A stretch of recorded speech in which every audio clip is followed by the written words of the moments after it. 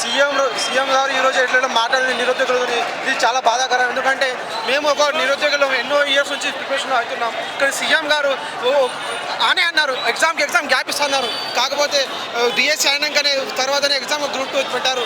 అట్లా గ్రూప్ 2కి preparation time జరుగుతుంది. 1 మంత్ నుంచి మేము ట్రై చేస్తున్నాం సీఎం గారు కలవడానికి. టీఎస్పీ దగ్గర ధర్నా కూడా చేసినాం. ఏం ప్రయోజనం లేకుంటే ఇది ఒక పెద్ద నాకు డౌట్ అనిపిస్తుంది.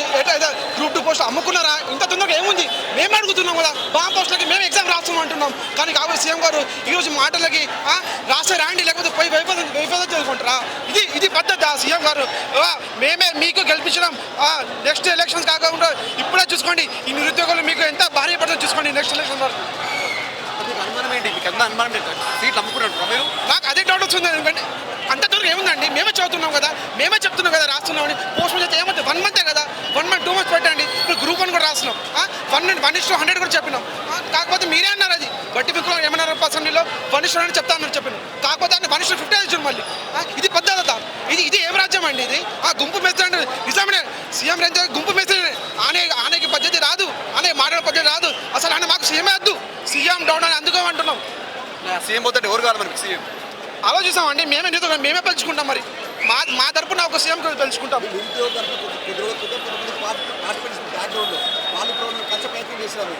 ఎవరు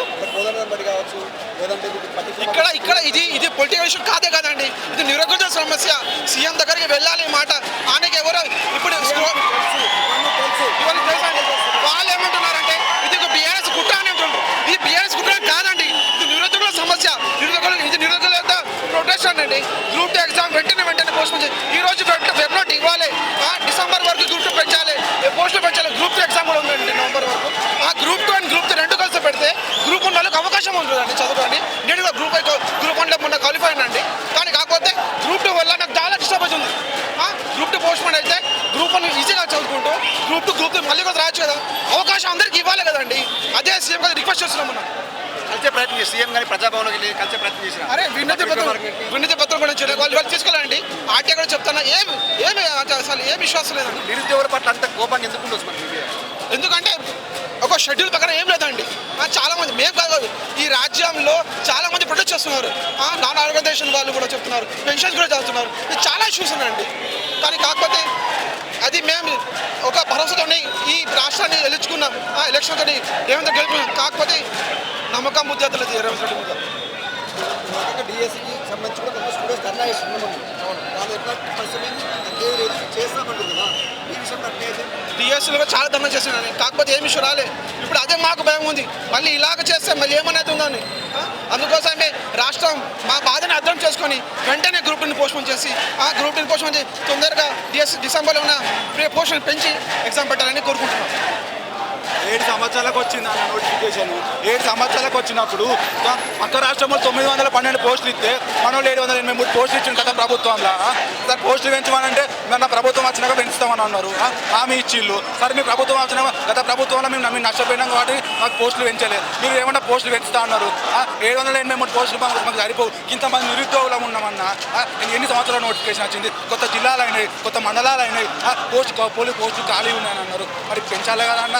గ్రూప్ 2 పోస్టులు పెంచాలి కదా.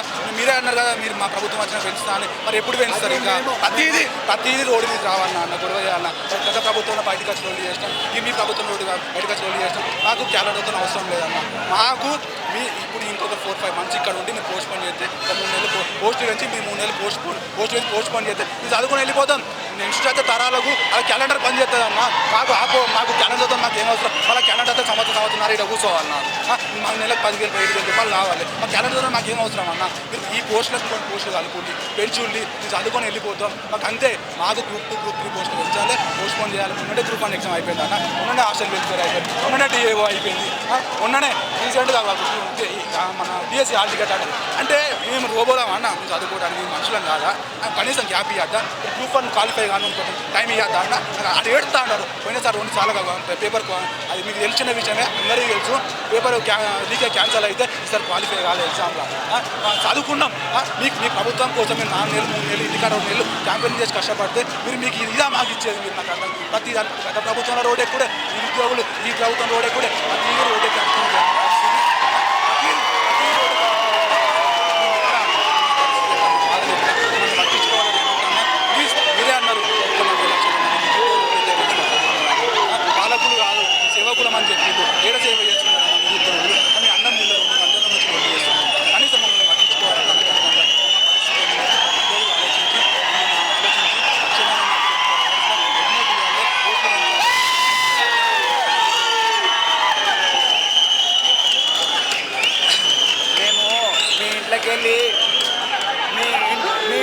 కావాల్సిన పోస్టులు ఇవ్వమని అడగట్లేదు. మీరు ఎలక్షన్ ముందర మాకు మా చుట్టూ కుక్కల్లాగా తిరిగి అప్పుడు మీరు రాజకీయాలు చేశారు, ఇప్పుడు రాజకీయాలు కనిపిస్తున్నా. ఈడ ఏ పార్టీ జెండా ఉందని మాతో రాజకీయాలు చేస్తున్నారు. మాకు మా ప్రధాన డిమాండ్ మీకు కుక్క లేక తిరుగుతూనే ఉన్నాం.